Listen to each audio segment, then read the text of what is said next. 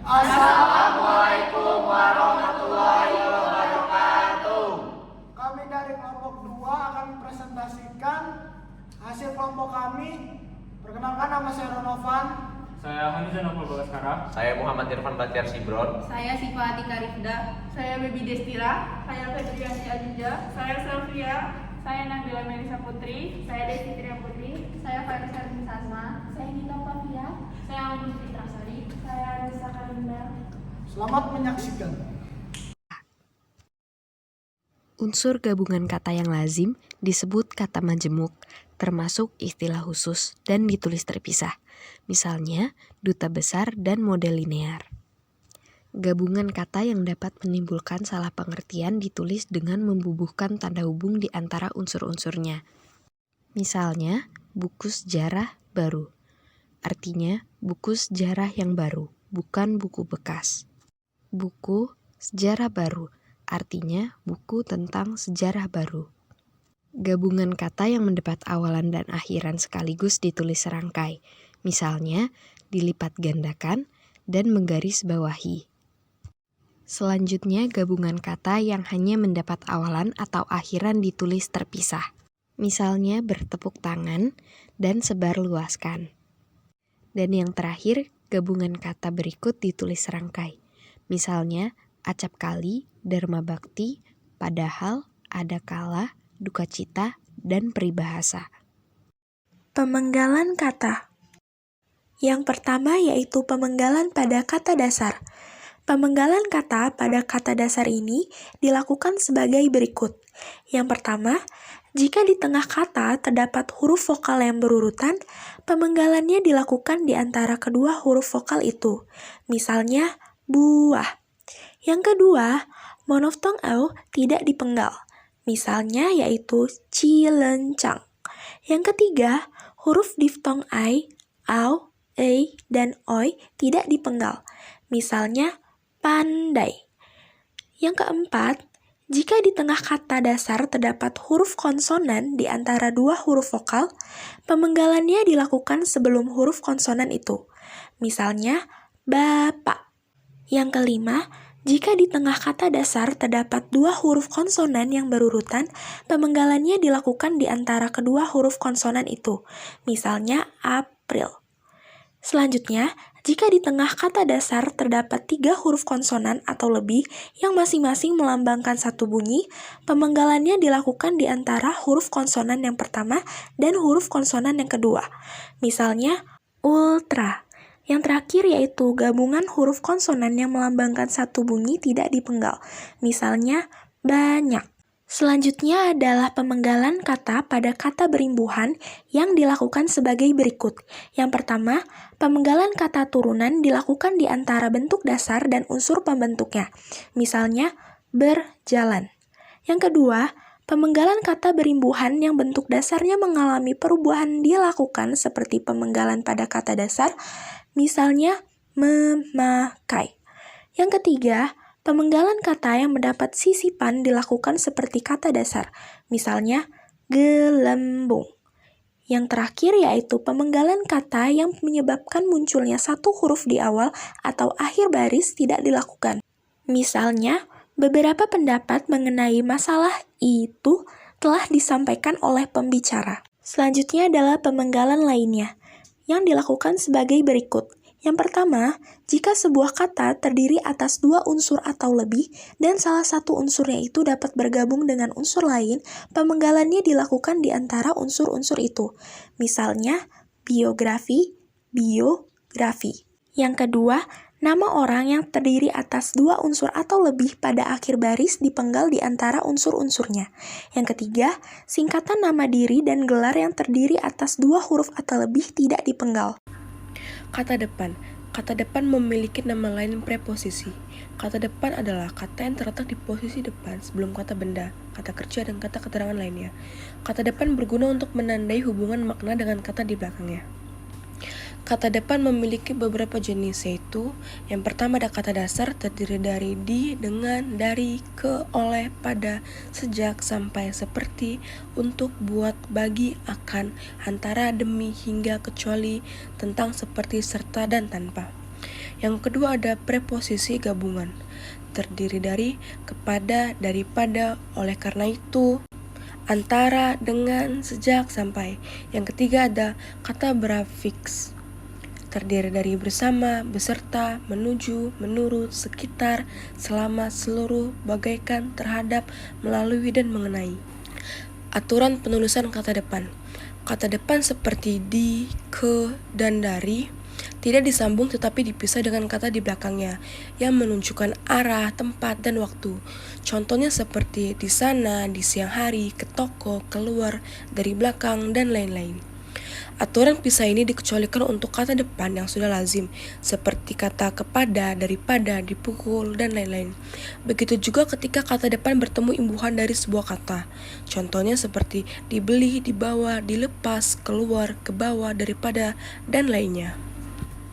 Fungsi kata depan untuk menyatakan tempat berada, untuk menyatakan perbandingan, untuk menyatakan hal atau masalah, untuk menyatakan sebab akibat, untuk menyatakan maksud atau tujuan, untuk menyatakan arah asal, untuk menyatakan arah tujuan, untuk menyatakan pelaku, untuk menyatakan alat, dan yang terakhir untuk menyatakan tempat berlangsung. Singkatan dan akronim. Singkatan adalah bentuk pemendekan kata atau kalimat yang terdiri atas satu huruf atau lebih, sedangkan akronim adalah kependekan dari gabungan huruf atau suku kata atau bagian lain yang ditulis dan dilafalkan sebagai kata yang wajar. Singkatan dibagi menjadi 3 jenis. 1. Nama orang, nama gelar, sapaan, jabatan, atau pangkat diikuti dengan tanda titik. Contoh, Yamin dan A.S. Surajudin. 2. Nama resmi lembaga pemerintahan dan ketatanegaraan, badan atau organisasi, serta nama dokumen resmi yang terdiri atas huruf awal kata ditulis dengan huruf kapital dan tidak diikuti dengan tanda titik. Contoh, DPR, PT, dan KTP. 3. Singkatan umum yang biasa digunakan pada kalimat bahasa Indonesia. A. Tanda titik di akhir singkatan. Contoh, DLL titik. B. Tanda titik di setiap hurufnya. Contoh, A.N. Akronim dibagi menjadi 3 jenis pula. 1. Gabungan beberapa huruf dan ditulis dengan huruf kapital. Contoh, ABRI, IKIP, dan SIM. 2. Gabungan beberapa unsur atau huruf dan suku kata dan awalannya ditulis dengan huruf kapital. Contoh, Undip atau Universitas Diponegoro. 3. Gabungan beberapa unsur atau huruf dan suku kata tetapi bukan nama diri dan seluruhnya ditulis dengan huruf kecil. Contoh, pemilu atau pemilihan umum.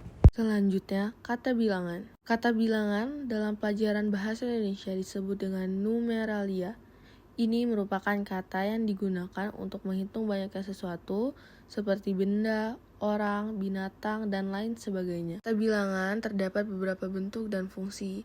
Kata bilangan dibagi menjadi 2 jenis, yaitu kata bilangan tingkat dan kata bilangan pokok atau utama. Kata bilangan utama atau kata bilangan pokok adalah kata bilangan yang menjadi dasar atau sumber bilangan-bilangan lain. Dan kata bilangan tingkat berarti kata yang berfungsi untuk menyatakan urutan. Contohnya, perusahaan itu akan membangun 10 rumah mewah di pertigaan jalan kota saya. Kata bilangan utama terbagi beberapa jenis, yaitu bilangan bulat, bilangan genap, bilangan ganjil, dan bilangan pecahan. Bilangan bulat yaitu bilangan yang ditulis tanpa komponen desimal atau pecahan. Contohnya seperti 0, 1, 2, 3, dan seterusnya. Bilangan genap yaitu bilangan yang habis dibagi 2, contohnya 4, 6, 8, 10, dan lain sebagainya. Sedangkan bilangan ganjil yaitu bilangan yang tidak habis dibagi 2, contohnya 1, 3, 5, 7, 9, dan seterusnya. Dan yang terakhir bilangan pecahan, yaitu lawan dari bilangan bulat, contohnya setengah, 2/3, 1/4, 1/5, dan sebagainya. Kata sandang, si, dan sang. Definisi kata sandang. Kata sandang adalah kata yang biasa dipakai untuk menyertai penyebutan suatu objek atau subjek hidup seperti manusia atau hewan sebagai tokoh dalam suatu cerita. Kata sandang si dan sang ditulis terpisah dari kata yang mengikutinya. Kata sang ditulis dengan huruf awal kapital jika merupakan unsur nama Tuhan. Contoh penggunaan kata sandang si. Hari Jumat kemarin saya menonton si kancil di YouTube. Aplikasi belanja online memungkinkan barang dikirimkan langsung pada si pembeli tanpa harus keluar rumah. Para pelanggan mencoba untuk menawar harga barang kepada si penjual. Contoh penggunaan kata sandang sang. Murid kelas 12 membacakan puisi sebagai bentuk terima kasih mereka kepada sang guru. Kita akan bersama hingga sang surya tidak bersinar lagi. Para penonton bersorak ketika sang juara mengangkat pialanya. Penggunaan tanda baca tanda titik. Tanda titik tidak dapat dipakai pada angka atau huruf yang sudah bertanda kurung dalam suatu perincian. Contohnya dapat kita lihat pada slide berikut. Yang kedua, tanda titik juga tidak dapat dipakai pada akhir penomoran digital yang lebih dari satu angka. Yang ketiga, tanda titik tidak dapat dipakai di belakang angka atau angka terakhir dalam penomoran deret digital yang lebih dari satu angka dalam judul tabel, bagan, grafik, atau gambar. Contohnya dapat kita lihat pada slide ini. Tanda titik juga dipakai untuk memisahkan angka jam, menit, dan detik yang menunjukkan waktu atau jangka waktu.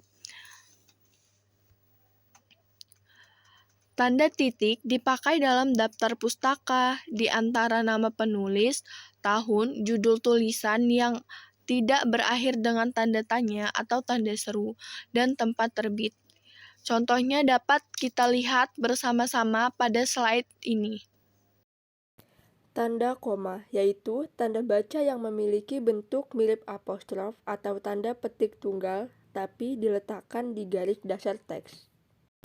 Penggunaan tanda koma. Yang pertama, di antara unsur perincian. Contohnya, buku, koma, majalah, koma, dan jurnal termasuk sumber kepustakaan. Yang kedua, sebelum kata penghubung. Contohnya, ini bukan milik saya, koma, melainkan milik ayah saya. Yang ketiga, memisahkan anak kalimat yang mendahului induk kalimat. Contohnya, karena baik hati, koma, dia mempunyai banyak teman. Penggunaan tanda koma yang keempat di belakang kata atau ungkapan penghubung antar kalimat. Contohnya, mahasiswa itu rajin dan pandai. Oleh karena itu, koma, dia memperoleh beasiswa belajar di luar negeri. Yang kelima, sesudah kata seru dan kata sapaan. Contohnya, oh, koma, begitu. Wah, koma, bukan main. Yang keenam, digunakan setelah salam pembuka atau penutup. Contohnya, dengan hormat, koma, salam sejahtera, koma. Selain itu, tanda koma juga digunakan di antara nama orang dan singkatan gelar akademis. Contoh, B. Ratulangi, S. E. Selanjutnya, digunakan sebelum angka desimal atau di antara rupiah dan sen. Contoh, 12,5 M, 27,3 kg. Penggunaan lain dari tanda koma yaitu mengapit keterangan tambahan atau keterangan aposisi.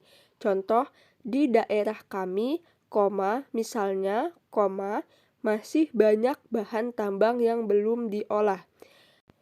Serta yang terakhir, di belakang keterangan terdapat pada awal kalimat.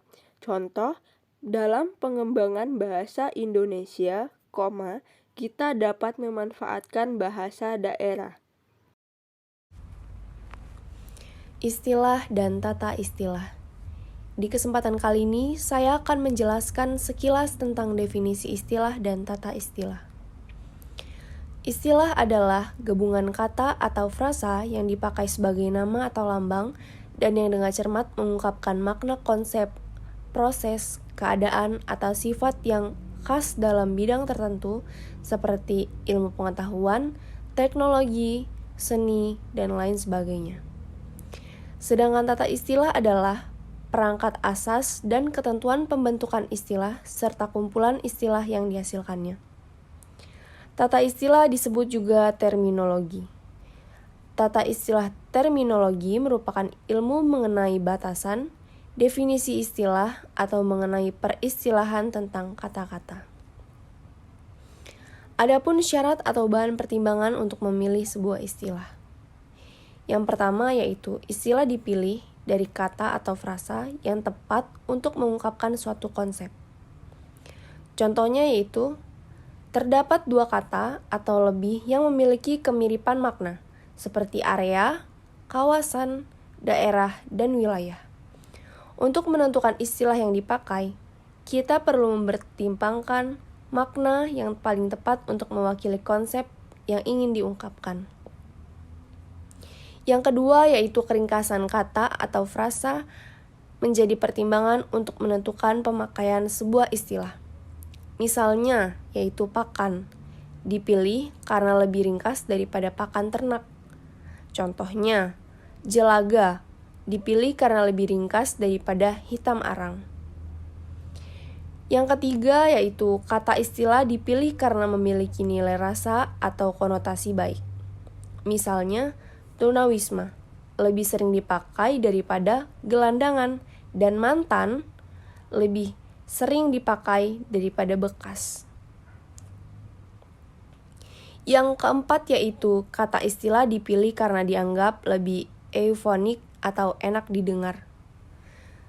Sebagai contoh yaitu efektif lebih sering digunakan daripada mangkus, dan efisien lebih sering dipakai daripada sangkil. Yang terakhir yaitu kata istilah dipakai karena sesuai dengan kaidah bahasa. Misalnya, pengrajin lebih dipilih daripada pengrajin karena sesuai dengan kaidah bahasa Indonesia.